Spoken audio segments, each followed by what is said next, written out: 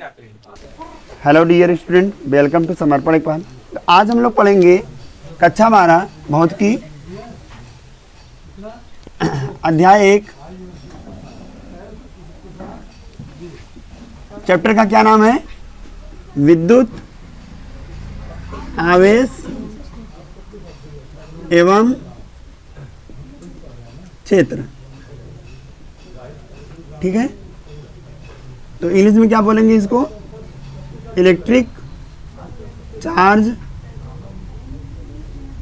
And field. ठीक है, ये चैप्टर है। शुरुआत करते हैं। Electric charge. ठीक है, विद्युत आवेश क्या है? देखिए, किसी पदार्थ का वह गुण, किसी पदार्थ का वह गुण जो अपने जैसे दूसरे पदार्थ को अपनी ओर आकर्षित करता है या प्रतिकर्षित करता है, उसे क्या कहते हैं? विद्युत आवेश कहते हैं। नहीं समझ में आया ना?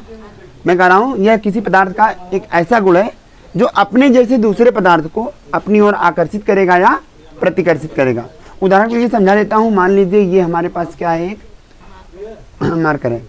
तो अगर इसको थोड़ा सा रब कर दें ना, बालों से ऐसे रगड़ दें, कंघी कर दें और इसको नीचे ले जाएं, तो जो छोटे छोटे पार्टिकल रहेंगे ना, इसमें अट्रैक्ट हो जाएंगे।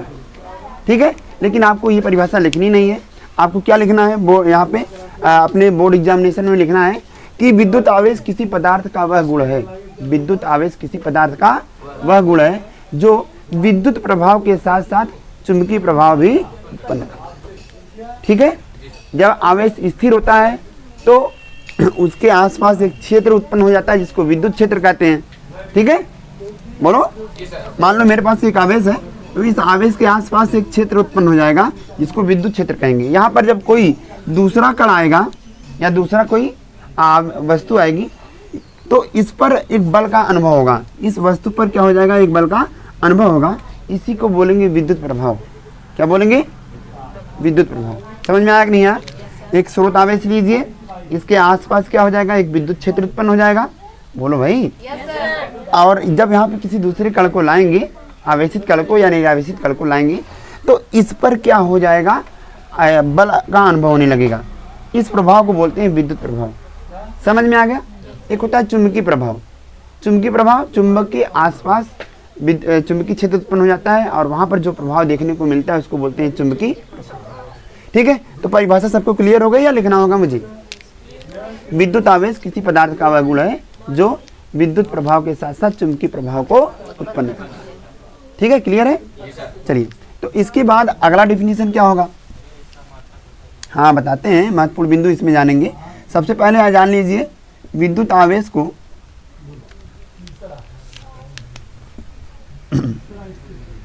विद्युत आवेश को कैपिटल क्यू या स्मॉल क्यू से व्यक्त करते हैं। ठीक है, सबको क्लियर है?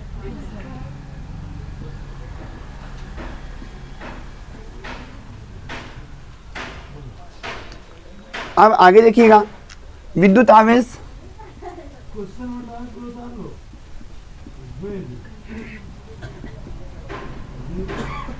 Q बराबर क्या होता है भाई? N इंटू ई। N क्या है? इलेक्ट्रॉनों की संख्या।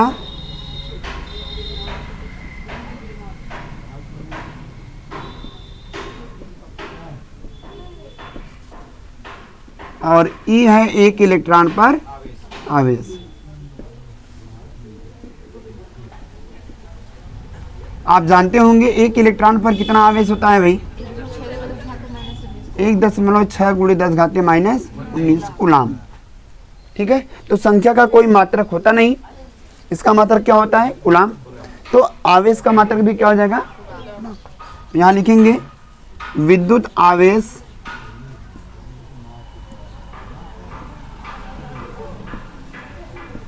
का मात्रक कूलाम होता है। ठीक है, कक्षा 10 में आप लोगों ने एक और चीज पढ़ा होगा कि Q बराबर I इंटू टी होता है। पढ़ा था आप लोगों ने? तो I क्या है? विद्युत धारा, और T क्या है? समय। तो एक मात्रक यहाँ से और निकलेगा, यहाँ आप लिख लीजिएगा इसको I इंटू टी। तो इसका एक और मात्रक आ जाएगा आई के लिए क्या लिखते हैं, एम्पियर, और समय के लिए क्या लिखते हैं, सेकेंड। तो इसका मात्रक होगा कूलाम या एम्पियर सेकेंड। ठीक है, विद्युत आवेश का मात्रक कूलाम या एम्पियर सेकेंड होता है। क्लियर है? अच्छा आगे देखिएगा, इसकी बीमा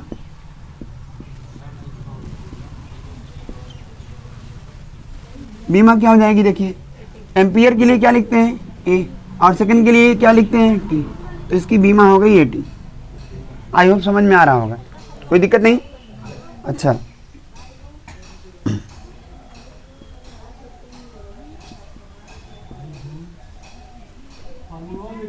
आवेश के अन्य मात्रक या साई में फैरड है। तो 1 फैरड बराबर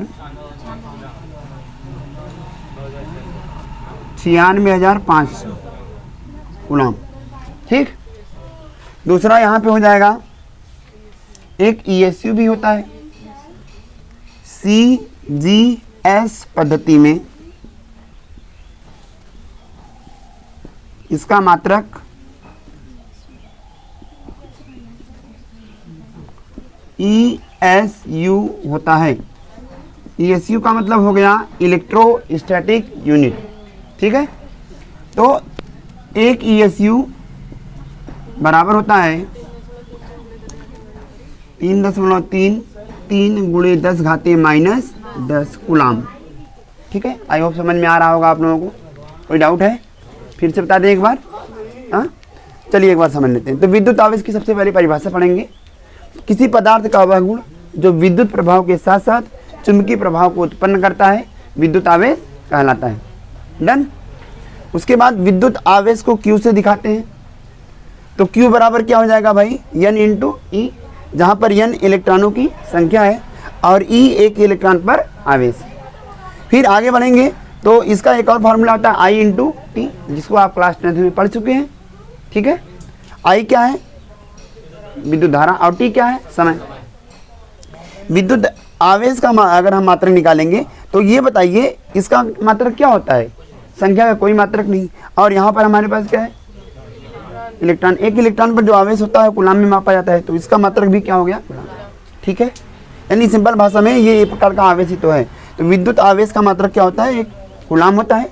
कूलाम के अलावा अगर निकालना चाहेंगे तो एम्पियर, यहाँ पे धारा के लिए क्या लिखते हैं, एम्पियर, और समय के लिए क्या लिखते हैं, सेकेंड। तो इसका एक मात्रक हो गया कूलाम, दूसरा मात्रक हो गया एम्पियर सेकेंड। ठीक है, अच्छा आगे बढ़ेंगे। इसका बीमा यहाँ से निकाल लेंगे। बीमा कैसे निकलेगा, आप जानते हैं एम्पियर के लिए किस सिंबल का यूज करते हैं, ए का, और सेकेंड के लिए टी का। इसको क्लास 11th में पढ़ा है आप लोगों ने। ठीक है, तो 80 हो गया। बीमा को हमेशा बड़े ब्रैकेट में लिखते हैं, कोई डाउट है क्या। अच्छा आगे, आवेश के और भी मात्रक हैं। अन्य मात्रक क्या है, पहले तो SI में हम बताएंगे। बड़ा मात्रक क्या है, एक फैरड। ठीक है, तो फैरड, एक फैरड का वैल्यू होता कितना है, अगर कोई पूछेगा तो आप जवाब क्या देंगे, एक फैरड बराबर 96,500 कूलम होता है। अच्छा, CGS पद्धति में इसका मात्रक क्या होगा, तो CGS पद्धति में इसका मात्रक होता है ESU, और एक ESU का वैल्यू क्या होता है, 3.33 × 10⁻⁻10। समझ में आया क्या। एक चीज़ और जानते रहिएगा कि व्यवहारिक जीवन में कूलाम एक बड़ा मात्रक है, तो हम माइक्रो कूलाम का यूज करेंगे।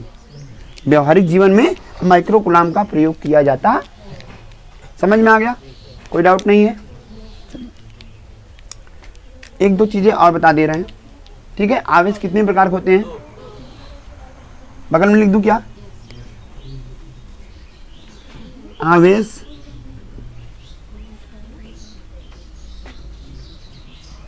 को वैज्ञानिक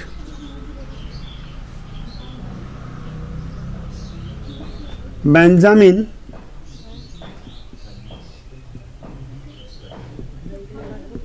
फ्रैंकलिन ने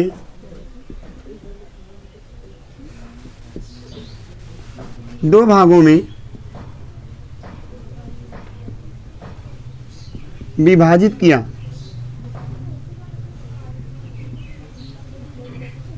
ठीक है, तो पहला क्या हो जाएगा, नंबर 1 धन आवेश, जिसको पॉजिटिव चार्ज कहेंगे, दूसरा ऋण आवेश जिसको निगेटिव चार्ज कहेंगे। ठीक है, चलिए उदाहरण के लिए समझते हैं। अगर रेशम के धागे को कांच की छड़ से रगड़ देते हैं, मैं मान लीजिए मेरे पास क्या है, एक रेशम का धागा है और एक कांच की छड़ है, तो रेशम के धागे को कांच की छड़ से रगड़ देंगे तो रेशम के धागे पर हो जाएगा नेगेटिव चार्ज और कांच की छड़ पर हो जाएगा। समझ में आया कि नहीं है? चलिए आगे बढ़ते हैं। अब नोट करना है तो करिए। कुछ और चीजें बताएंगे। प्रकृति में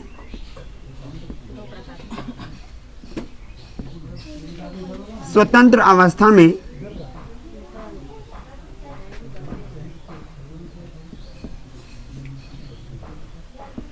उपस्थित सबसे छोटा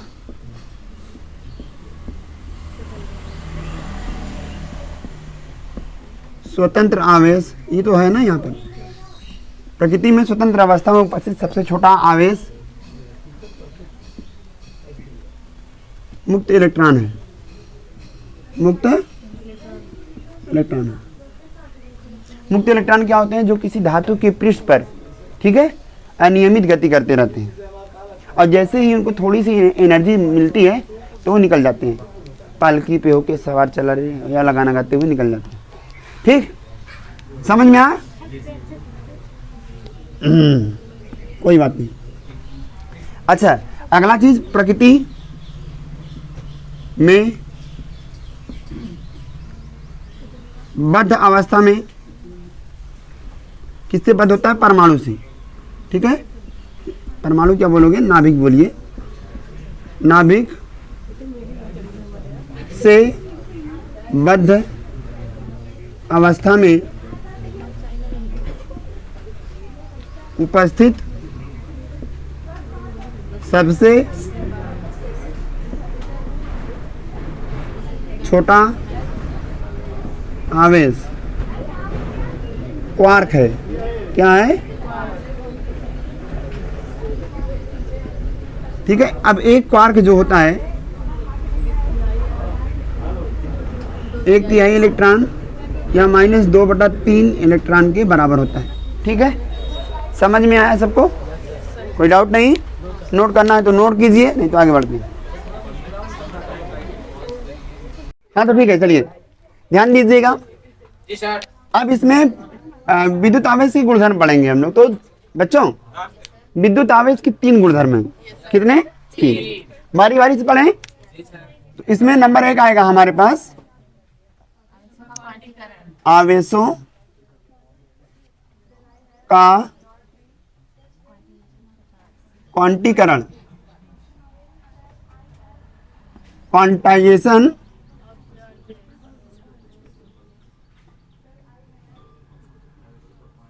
ऑफ चार्जेस। बहुत लोग जेड के स्थान पे यस का यूज करते हैं। ठीक है, दोनों सही है। Quantization of charges. ठीक है, पहला प्रॉपर्टी यही ले लेते हैं। तो यह है क्या? आवेशों का क्वांटीकरण। तो कह रहा किसी भी वस्तु पर जो आवेश स्थित होगा, चाहे हमारे ऊपर, चाहे तुम्हारे ऊपर या किसी वस्तु के ऊपर, ठीक है, वह इलेक्ट्रॉन का मतलब 1.6 × 10⁻⁻19 का n गुना होगा। n जहां पर क्या दिखाता है? एक पूर्ण संख्या को दिखाता है।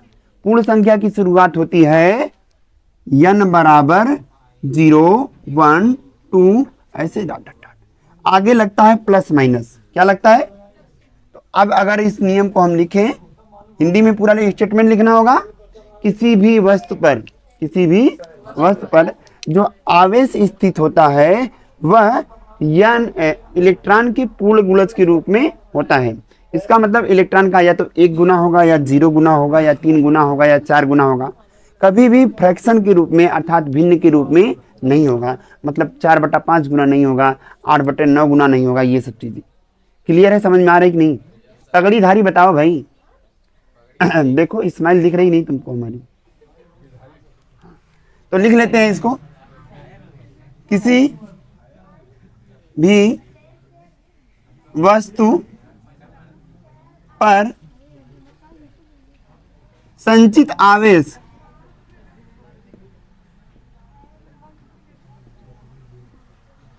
इलेक्ट्रॉन के पूर्ण पूर्ण क्यों गुण लिख रहे हैं, पूर्ण गुणज के रूप में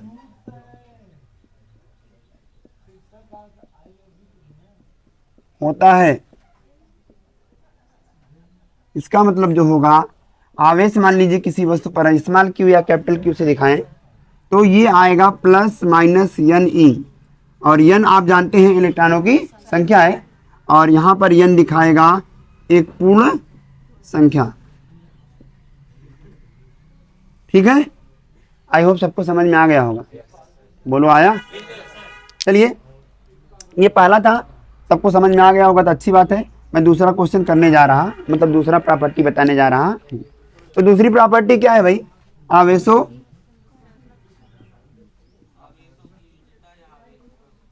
चलिए आवेशों की योज्यता पढ़ लेते हैं।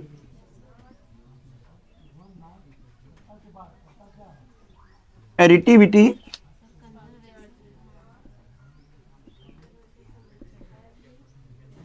एडिटिविटी ऑफ चार्जेस दिख रहा है पीछे, लाइक एंड सब्सक्राइब करो करो, जान जाओगे। तो आवेशों की योज्यता क्या होता है, सुन लीजिए सभी लोग। किसी भी निकाय में, ठीक है, जो कुल आवेश होगा वह अलग अलग बिंदुओं पर संचित आवेश के बीजगणितीय योग के बराबर होगा। अब बीजगणितीय मतलब अदिश योग के। ठीक है, समझ में आया या नहीं आया? एक बार फिर से मैं समझाता हूँ और लिखता भी हूँ, क्यों टेंशन ले रहे तुम, बिना तुम्हें पढ़ाए थोड़ी जाएंगे। किसी निकाय में स्थित कुल आवेश या परिणामी आवेश, जिसको हम कैपिटल क्यू से दिखाएंगे। ठीक है, तो हमारे पास मान लीजिए एक निकाय है। निकाय मीन्स होता है एक तंत्र, एक व्यवस्था, एक सिस्टम, जिसमें कोई चीज क्या होती है, संरक्षित रहती है। तो एक निकाय में मान लीजिए यहाँ बहुत सारे हमारे पास बिंदुवत वस्तुएं हैं और इन सब पर आवेश है। मान लीजिए पहली पर Q1 आवेश है, दूसरे बिंदु पर Q2, तीसरे पर Q3 और यहाँ पर Q4, ऐसे Qn तक है। ठीक है, तो कह रहा है कि इन सब का जो बीजगणितीय योग होगा वह परिणामी आवेश के बराबर होगा। इसका तनिका सा, मतलब तिनका सा भी कम नहीं होगा। सबको जोड़ोगे, मान लो 25 रुपए था हमारे पास और हमने बच्चों में किसी तरह से बांट दिया, वापस जब सबको वो जोड़ेंगे तो 25 रुपए ही निकल के आएगा। समझ में आया? तो इसी प्रकार से जितने आवेश हैं इन सबको जोड़ेंगे तो वह परिणामी आवेश के बराबर होगा। लिख दूं इसको, लिखूं, समझ में आया कि नहीं आया? किसी निकाय में जो परिणामी आवेश होगा, परिणामी आवेश को किससे दिखाया जा रहा है, क्यू से। तो परिणामी आवेश क्यू, कैपिटल क्यू से दिखा लीजिए। परिणामी आवेश जो होगा इन सभी आवेशों के बीजगणितीय योग के बराबर। बीजगणितीय योग मतलब सबको जोड़ के प्लस कर दो। अच्छा, अगर आवेश कोई निगेटिव है तो माइनस हो जाएगा। जैसे मान लीजिए Q3 पर नेगेटिव चार्ज है तो यहाँ माइनस का साइन हो जाएगा, और क्या। ठीक है, चलिए तो यहाँ लिखेंगे किसी निकाय में या विलगित निकाय में परिणामी आवेश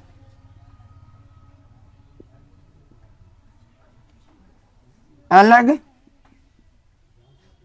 अलग आवेशों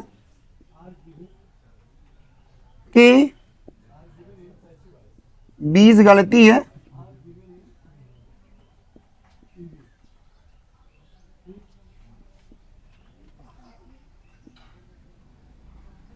के बराबर होगा।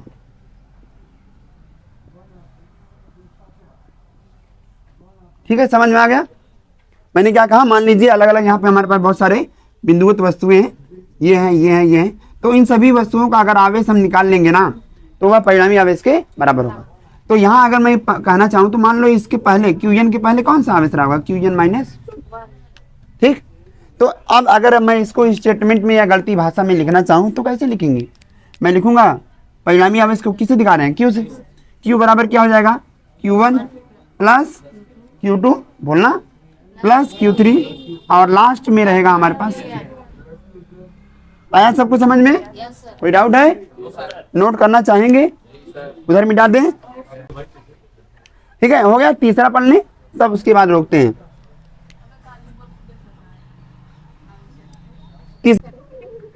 आवेशों का संरक्षण, कंजर्वेशन ऑफ चार्जेस। देखो भाई आराम से बैठो सब लोग, धुक्का मक्की मत करो एक दूसरे से। कंजर्वेशन ऑफ चार्जेस, ऐसा मत करो सही में यहाँ भगवान आ जाए तो दिक्कत हो जाएगी, मतलब मेरे ऊपर सवार होके आएंगे यशराज, तो फिर पगड़ी वगड़ी निकालनी पड़ेगी। चलिए, आवेशों का संरक्षण क्या कहता है? आवेशों का संरक्षण जैसे एक आप लोगों ने गीता में एक श्लोक सुना होगा ना, कृष्ण ने अर्जुन से कहा था, हे अर्जुन तुम व्यर्थ चिंता क्यों करते हो, आत्मा न तो जन्म लेती है और न ही है मरती है, बस यह एक शरीर को छोड़कर दूसरे शरीर में चली जाती है। तो इसी प्रकार से यहाँ पर मैं तुम लोगों को एक उपदेश देना चाहूंगा। आवेशों का संरक्षण क्या कहता है? ठीक है, आवेशों का संरक्षण क्या कहता है? आवेश न तो उत्पन्न होते हैं न तो नष्ट होते हैं, बस एक वस्तु से दूसरे वस्तु में चले जाते हैं।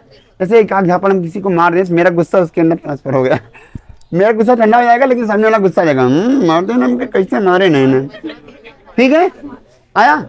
तो ये कहते हैं आवेशों का संरक्षण क्या होता है? आवेश न तो उत्पन्न होता है न तो नष्ट होता है, बस एक वस्तु से दूसरे वस्तु में स्थानांतरित हो जाता है। डन? हाँ, समझ में आ रहा है? तो सब्सक्राइब करिए, ठीक है। लिख लेते हैं इसको,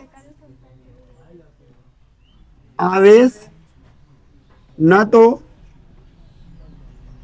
उत्पन्न होता है और न ही नष्ट होता है,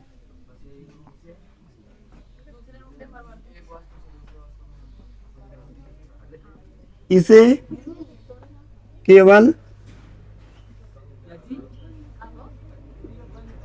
एक वस्तु से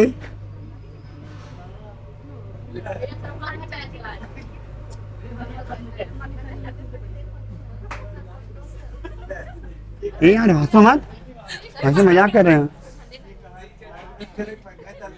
इसे केवल एक वस्तु से दूसरे वस्तु में स्थानांतरित किया जा सकता है।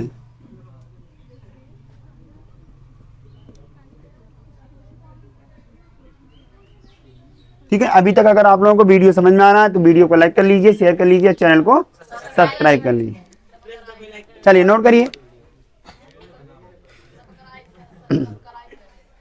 ठीक है, रोक दूं? तो देखिए अगली हेडिंग है आवेशन की विधियां। बच्चों, किसी भी वस्तु पर आवेश 3 प्रकार से संचित किया जा सकता है। कितने प्रकार से? पहला, घर्षण के द्वारा, जब दो वस्तुओं को आपस में एक दूसरे से रब करते हैं तो घर्षण के द्वारा वहां पर आवेशों का स्थानांतरण हो जाता है।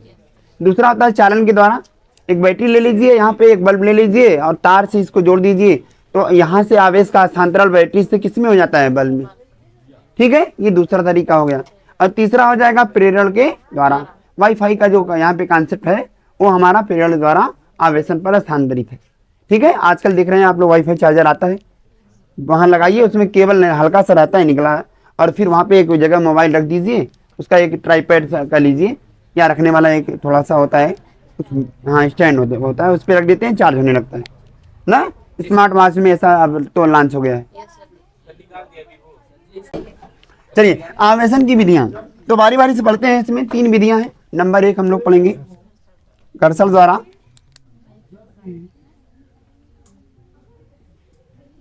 घर्षण द्वारा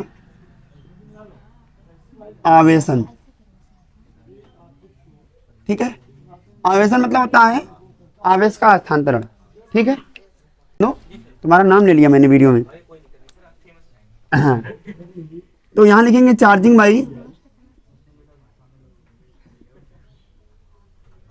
बाई फ्रिक्शन।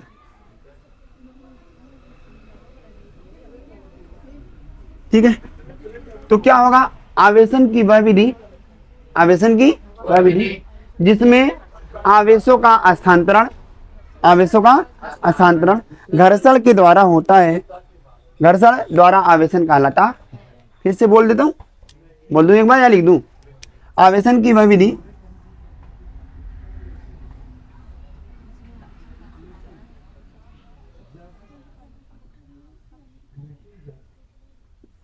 जिसमें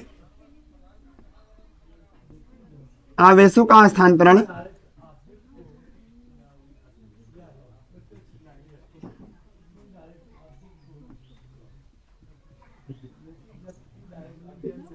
स्थानांतरण, ठीक है, स्थानांतरण सही तो लिखा हो ना? स्थानांतरण घर्षण द्वारा होता है।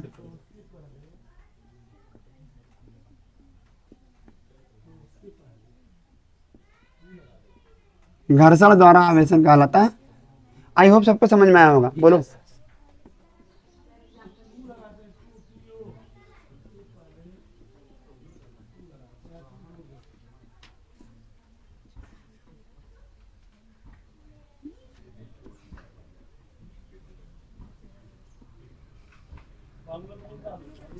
हाँ तो चेहरे पे सब लोग धूल लगा लो ना, लगा लो, मुझे भी पोत दो। झूठे तुम लोग कर रहे हो, उड़ा रहे हो। कहाँ से गर्दा उड़ रहा है? देखो तुम लोग, अच्छा धुआं आ रहा है। ठीक है, तो ये समझ में आया क्या घर्षण द्वारा आवेशन क्या होता है? देखो, आवेशन की वह विधि जिसमें आवेश का स्थानांतरण घर्षण के द्वारा किया जाता है, घर्षण द्वारा आवेशन कहलाता है। उदाहरण लिए, दो पत्थर को आपस में आप रगड़ते हैं, देखते हैं उसमें स्पार्किंग आ जाता है, चिंगारी आ जाती है। थोड़ा और बढ़िया से रगड़ेंगे तो आग भी लग सकती है, ठीक है। और एक गाना तुमने सुने हो, बीड़ी जलाई ले जिगर से पिया, सुने हो नहीं? तो रुक जाओ। तो उसमें जो होता है, आप देखते हैं माचिस पे जब ऐसे हम उसकी तीली को रगड़ते हैं तो वहां भी क्या हो जाता है, आग लग जाता है। और ये हमारा घर्षण द्वारा आवेशन को ही निरूपित कर रहा है या दिखा रहा है, ठीक है। ऐसे आप लोग दिखे होंगे पटाखे वाली, जो बड़ी बड़ी गाड़ी होती है पटाखे वाली, जिसमें बड़े बड़े पटाखे ले जाते हैं गाड़ी में पूरा भर के। आप वहां देखते होंगे नीचे लोहे की जंजीर को लटकाया जाता है। किस जंजीर को? क्योंकि पटाखे आपस में रहेंगे तो रब करने लगेंगे, और रब करने का मतलब घर्षण करने लगेंगे। जब एक दूसरे से घर्षण करने लगेंगे तो आग लग जाएगी, तो ब्लास्ट हो जाएगा ना। उससे बचने के लिए क्या करते हैं, वहां पर जो एक्स्ट्रा चार्ज आ जाता है घर्षण में, वो वहां पर लोहे की जंजीर के द्वारा धीरे धीरे धीरे धीरे ग्राउंड में चला जाता है। समझ में? आप एक जंजीर लटकाए रहते हैं ताकि जो एक्स्ट्रा चार्ज वहां पर घर्षण के द्वारा बने वो ग्राउंड में क्या हो जाए, स्थानांतरित हो जाए, ठीक है। समझ में आया? नहीं आया? तो ये हो गया पहला। दूसरा आप देखेंगे हम लोग, दूसरा क्या है, चलन के द्वारा आवेशन।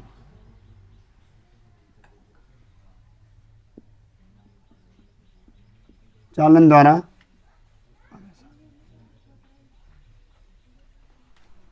चार्जिंग भाई,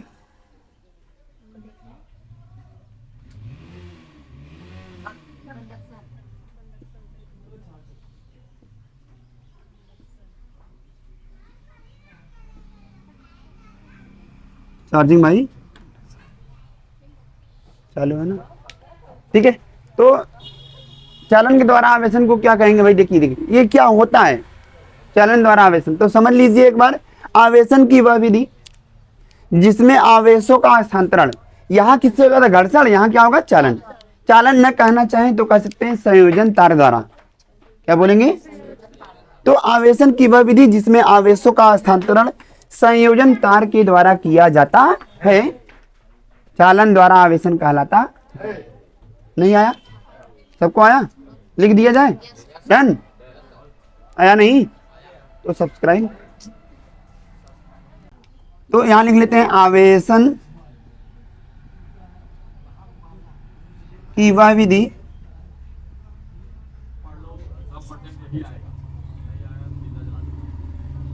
जिसमें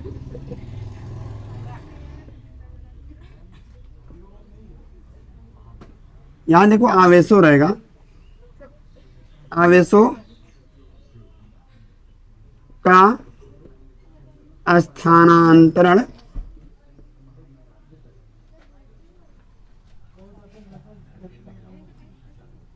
संयोजन या संयोजी तार द्वारा, संयोजन लिखो,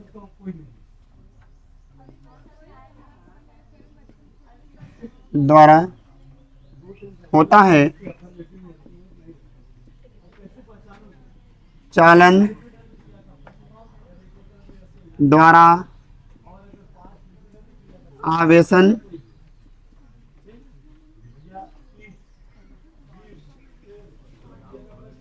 कहलाता है। ठीक है, आ रहा है समझ में कि नहीं आ रहा है?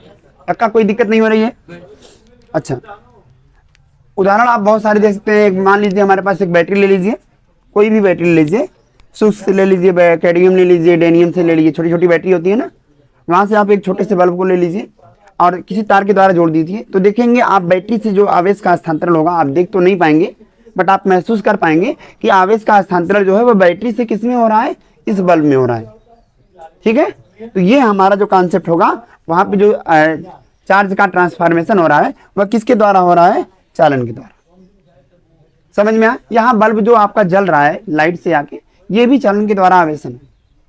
ठीक है, समझ में आया? क्या क्लियर हो गया सबको? समझ में आया कि नहीं आया? नहीं आया? तीसरा पॉइंट पढ़े। तीसरा पॉइंट क्या होगा भाई? प्रेरण द्वारा आवेशन।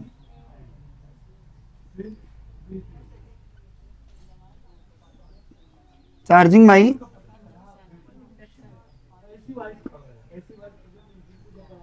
इंडक्शन।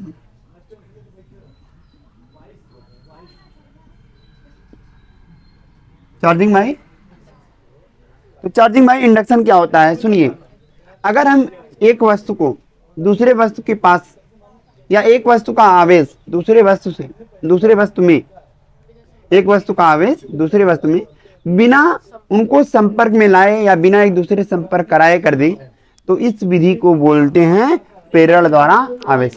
यहां से कह सकते हैं आवेशन की वह विधि जिसमें आवेशों का हस्तांतरण बिना संयोजन के होता है, प्रेरण द्वारा आवेशन कहलाता। सबको आया? लिख दूं? आवेशन की वह विधि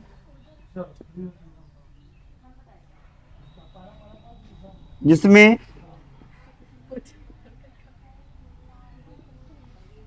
आवेशों का स्थानांतरण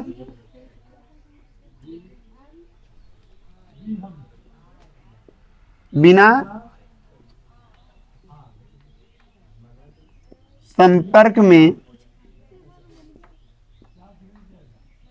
लाए होता है, प्रेरण द्वारा आवेशन कहलाता है। हाँ बोलो, क्या पूछना है? चलो, हो गया? समझ में आया सबको? आया कि नहीं आया? कोई डाउट है किसी को? नोट करेंगे, आगे बढ़ें। तो आगे बढ़ते हैं। अब इसके बाद आ जाएगा कूलाम का नियम, तो इसको हटा देते हैं। कुछ क्वेश्चन है इस पर जिसको हम बाद में करवा लेंगे। ठीक है, क्वेश्चन को एक साथ किया जाएगा अगले संडे को। अब हम हेरी लगाएंगे कूलाम का नियम। मिटा दूं? ये कुछ क्वेश्चन है जिसको आप घर पे ट्राई कर सकते हैं। ठीक है, हाँ, उसके आंसर दिए गए हैं।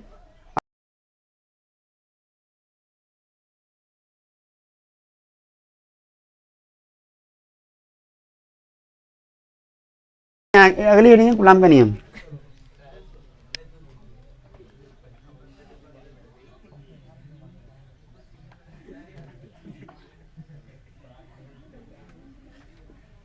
कूलाम का,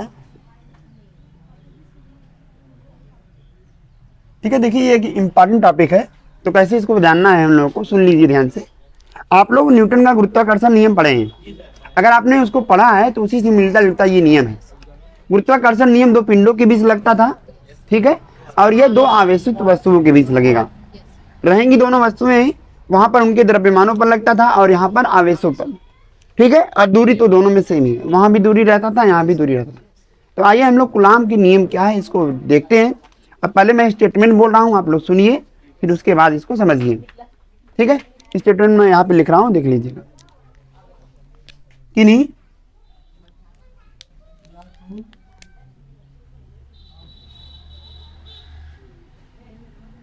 दो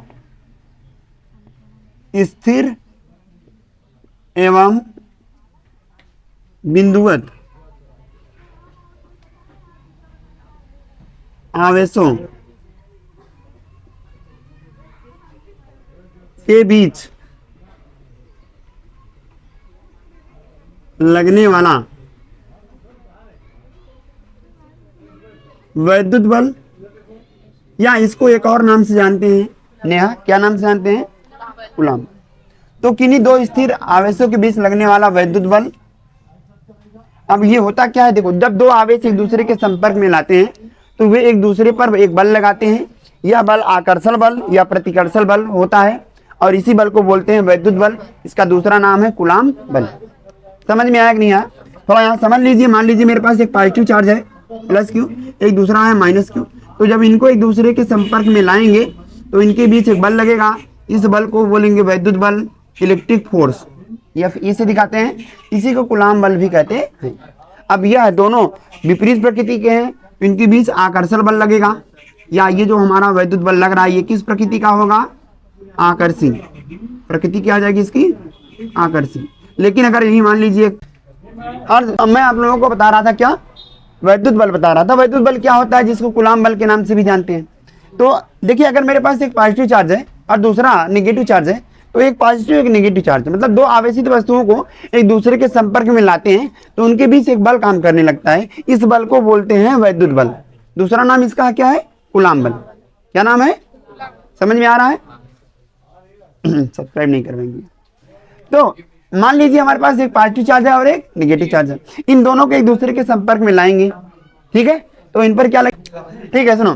तो एक पॉजिटिव चार्ज को एक नेगेटिव चार्ज के पास लाएंगे। जब एक पॉजिटिव चार्ज को एक नेगेटिव चार्ज के पास लाएंगे तो इनके बीच आकर्षी बल लगेगा। तो एक पॉजिटिव चार्ज को एक नेगेटिव चार्ज के पास लाते हैं तो इनके बीच एक बल लगता है जिसको वैद्युत बल कहते हैं। अच्छा देखो ध्यान से, ये बल किस प्रकार का होगा? आकर्षी होगा।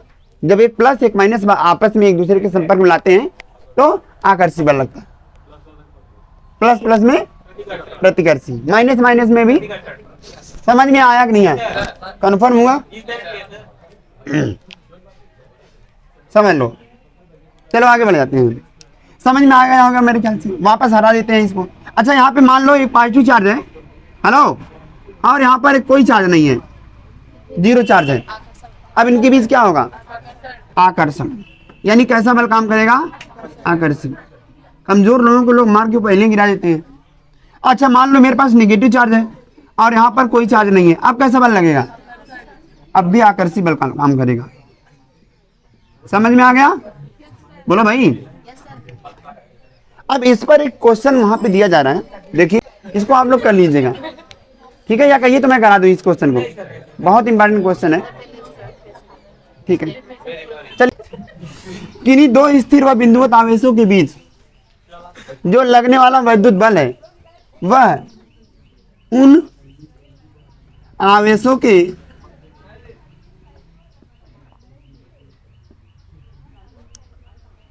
परिमाणों के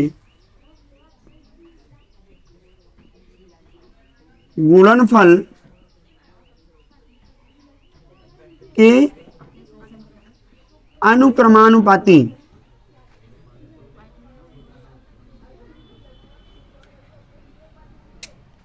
ठीक है, तथा उनके बीच की दूरी के वर्ग के व्युत्क्रमानुपाती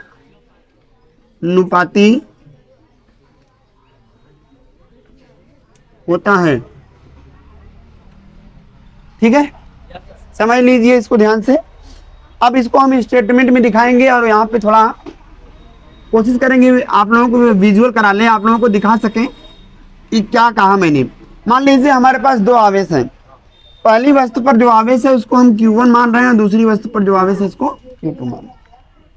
तो ये कह रहे हैं किन्हीं दो स्थिर एवं बिंदुवत आवेशों के बीच, स्थिर और बिंदुवत का मतलब क्या हो गया, चार्ज स्थिर है, चार्ज क्या है, मतलब गति नहीं कर रहा है, खुद से गति नहीं कर रहा है, ठीक है।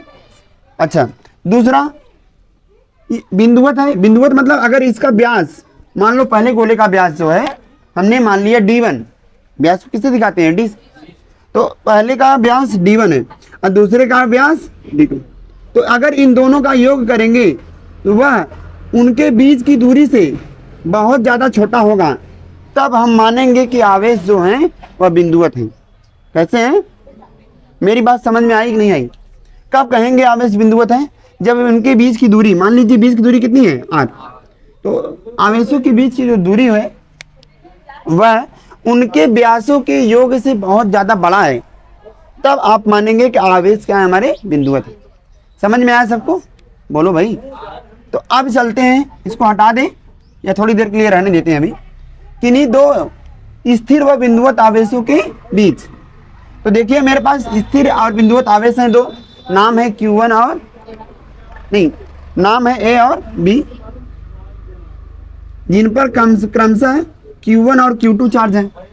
दो वस्तुएं हैं मेरे पास, दो वस्तुएं हैं, पहली वस्तु पर आवेश जो है वह Q1 है और दूसरी वस्तु पर आवेश Q2।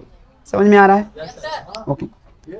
कह रहा है कि जो उनके बीच बल लगेगा, अब भाई दो आवेश एक दूसरे के संपर्क में लाएंगे तो उनके बीच बल तो लगेगा ही। तो सुनो, किन्हीं दो स्थिर व बिंदुवत आवेशों के बीच जो बल लगेगा वह क्या होगा, उन आवेशों के मतलब Q1 और Q2 के परिमाणों, तो परिमाण की बात करूंगा तो यहाँ माइनस प्लस का यूज नहीं होगा, ठीक है, के परिमाणों के गुणनफल, मतलब दोनों का गुणा कर लीजिए। तो भाई क्या कह रहा है, इनके बीच जो लगने वाला वैद्युत बल है, अब इस वैद्युत बल को किससे दिखाते हैं, F, इस उनके बीच उनके आवेशों के परिमाणों, तो आवेश क्या है उनके Q1 और के गुणनफल, मतलब दोनों का गुणा कर लो, आवेशों के परिमाणों के गुणनफल के अनुक्रमानुपाती होगा। तो ये रहा अनुक्रमानुपाती, आया, बोलो भाई। तथा उनके बीच की दूरी, उनके बीच दूरी कितनी है, r के वर्ग, तो r का वर्ग करेंगे तो क्या हो जाएगा, r स्क्वायर के व्युत्क्रमानुपाती, व्युत्क्रमानुपाती मतलब 1/, होता है, ये किसके बराबर होगा, वैद्युत बल के ना, क्योंकि यही कह रहा है कि वैद्युत बल जो होगा, इसको छोड़ दो यहाँ से, दो आवेशों के बीच लगने वाला वैद्युत बल उनके बीच की दूरी के वर्ग के व्युत्क्रमानुपाती होगा। तो उनके बीच की दूरी क्या है, r, वर्ग करेंगे तो r स्क्वायर के व्युत्क्रमानुपाती हुए तो 1/, लिख दिया, फिर ये देखिए चिन्ह लग जाएगा व्युत्क्रमानुपाती का। आया समझ में, नहीं आया, ये समीकरण 1 और ये समीकरण। अब इन, हालांकि ये समीकरण नहीं है, संबंध बोलिए, इसको ज्यादा अच्छा रहेगा। तो संबंध 1 और संबंध 2 को मिला लीजिए,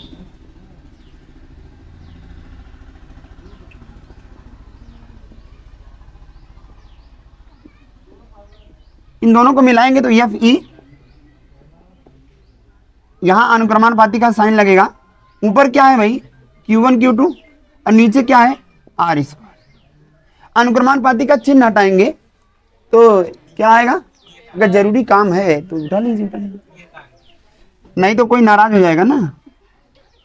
Fe बराबर क्या आएगा, 1/4 pi epsilon not Q1 Q2 अपान, जहां पर देखो ये 1/4 पाई एप्सिलॉन नॉट क्या है, नियतांक है, इसको शॉर्ट में K भी कहते हैं, क्या कहते हैं, तो K Q1 Q2 अपान,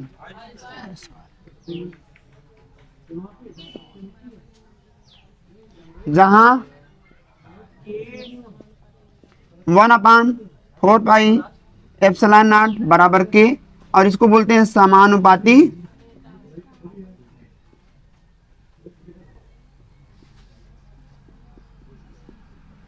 कोई डाउट नहीं, इतना समझ में आया, बोलो भाई। चलिए आगे बढ़ते हैं, अब क्वेश्चन देख लेते हैं, इस पे हम लोग 1-2 ठीक है, समझ में आ गया ना। अच्छा यहाँ पे एक चीज और, अगर ये मान लीजिए निर्वात में है, कहाँ पर है ये? निर्वात के लिए ये सही है। अगर माध्यम में हो तो लिखेंगे यदि दोनों आवेशों को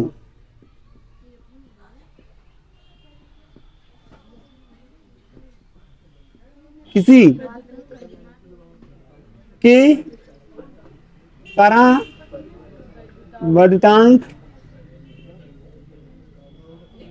वाले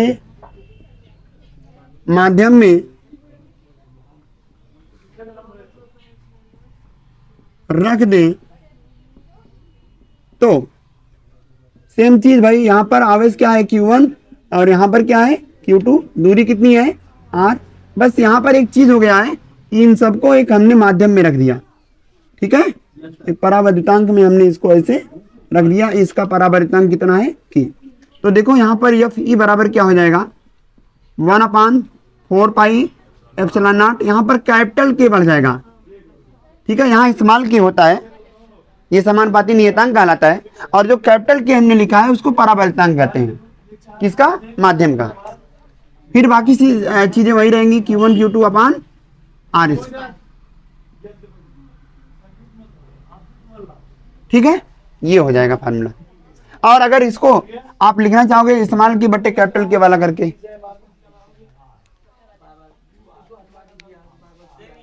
अच्छा लड़का है, जाने दो, मत परेशान करो किसी को, ठीक है। चलें आगे, ठीक है, उठा लीजिए, कोई दिक्कत नहीं।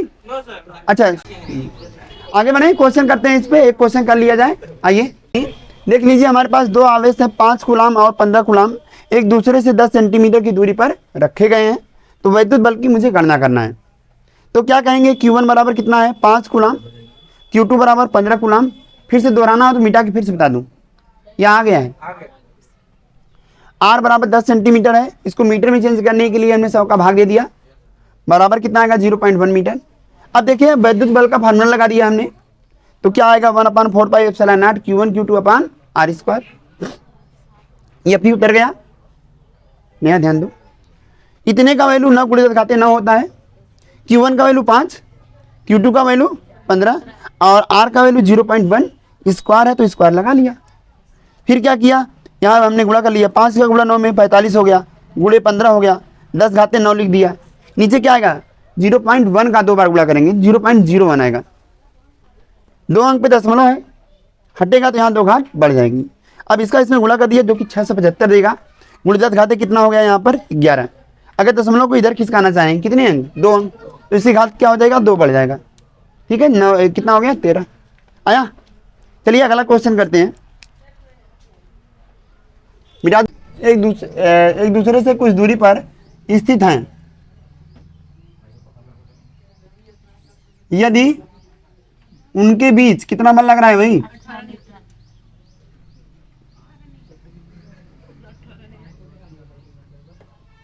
लगने वाला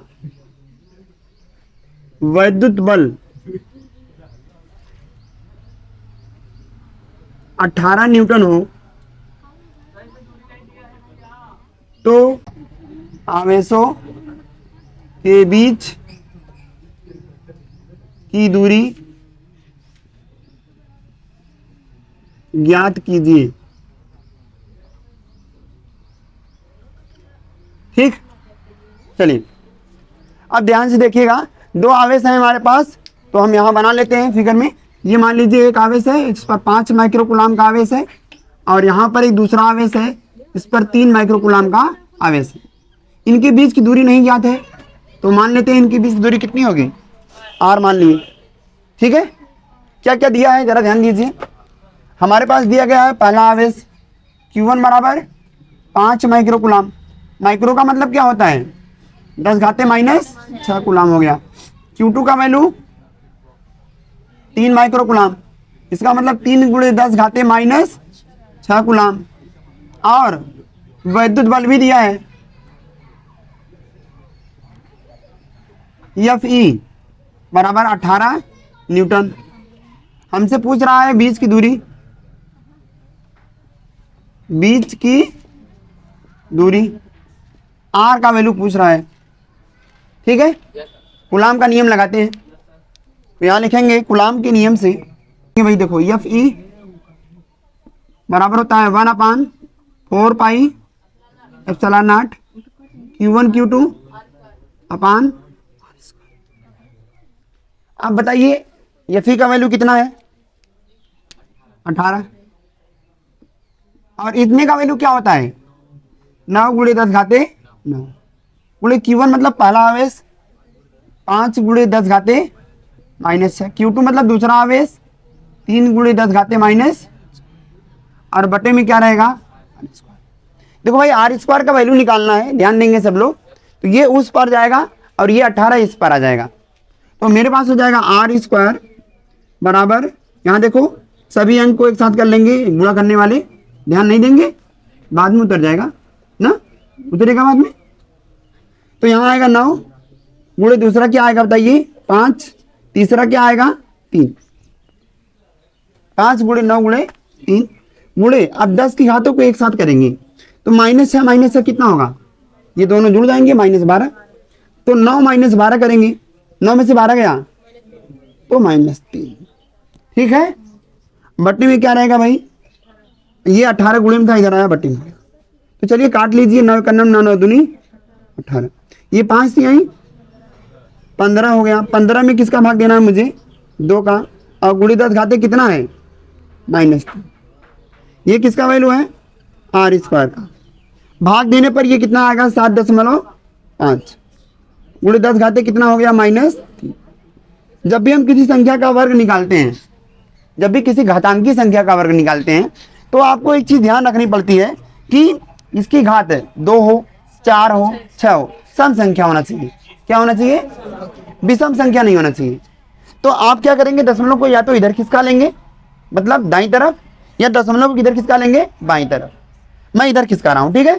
तो जब इधर खिसकाएंगे इसकी घात एक क्या होगा बढ़ेगा, या इधर खिसका ले रहा हूँ तो ये आएगा आर स्क्वायर बराबर, चलो 75 कर दिया मैंने, दशमलव के बाद कोई अंक नहीं तो 0 मान सकता हूँ। अच्छा गुणे कितना हो जाएगा 10 घाते, इधर खिसकाएं तो घात घटेगा, तो -3 था एक और घट गया, कितना हो जाएगा -4। कुछ लोग -2 बोल रहे थे इसलिए थोड़ा कंफ्यूज हो गए। सुनो तू क्यों नहीं बोल रही है, समझ में आया कि नहीं आया। अब हम क्या करेंगे, ये स्क्वायर उस पार है ना, स्क्वायर को उस पार भेजेंगे, क्या बन जाएगा ये कर ली। क्या मेरी बात समझ में आई सबको। यहाँ पर एक चीज मैंने आपको बताया कि जब भी किसी घातांकी संख्या का वर्ग निकालेंगे सबसे पहले ये कन्फर्म करेंगे कि उसकी घात सम संख्या है या नहीं। अगर घात सम संख्या नहीं है तो पहले उसको सम के रूप में बदलेंगे। कैसे बदलेंगे, दशमलव को दाईं या बाईं तरफ खिसका कर, ठीक है। समझ में आ रहा है, चैनल को सब्सक्राइब करें, ठीक है। अब यहाँ से वैल्यू निकाल लेंगे, वर्गमूल निकालना हम लोग जानते हैं, यहाँ दिखा दे रहे हैं, हटा दें इसे। चलिए तो वर्गमूल यहाँ बगल में निकाल लेते हैं हम लोग। ध्यान दीजिए वर्गमूल निकालना सिखा रहे हैं आपको। ये हमारे पास कितना है बताइए 75.0 है ना। प्रियांशु तुम्हारी भूख का पूरा प्रबंध मैं करूंगा, बस थोड़ी देर रुके रहो। तो दशमलव के बाद यहाँ एक 0 और बढ़ा लेंगे, क्योंकि दशमलव के बाद जब भी वर्गमूल निकालेंगे पेयर में निकलता है, 2-2 का जोड़ा बनता है, 2-2 ऐसे रहे, अकेली संख्या नहीं हो सकती, ठीक है मेरी तरह। तो यहाँ क्या आएगा, 25 संख्या का पहाड़ा उतनी ही बार पढ़े, 75 से ज्यादा 9। बताइए 7 का पहाड़ा 7 बार पढ़ेंगे, 8 का पहाड़ा 8 बार पढ़ेंगे, 9 का पहाड़ा 9 बार, 8 का पढ़ेंगे 8 बार, कितना आएगा 64। यहाँ घटाएंगे तो कितना बच जाएगा 11, यहाँ जोड़ेंगे तो कितना हो जाएगा 16। यहाँ ऊपर कितनी बार गया 8 बार गया। अब दशमलव यहाँ उतार लीजिए, ऊपर से जोड़ा उतरेगा तो जोड़ा क्या है 00। 1 का पहाड़ा कितनी बार पढ़े 11 से ज्यादा ना हो, कोई है माई का लाल जो बता पाएगा। 1 का पहाड़ा कितनी बार पढ़े जो 11 से ज्यादा 9। 10 बार जाता नहीं है, 9 बार ले जा सकते हैं। कितनी बार 9 बार ले जाने पर ज्यादा हो जाएगा। चलो अब ऐसे बताओ मुझे, 16 का पहाड़ा कितनी बार पढ़े 110 से ज्यादा ना हो। 16 का पहाड़ा कितनी बार पढ़े 110 से ज्यादा ना हो।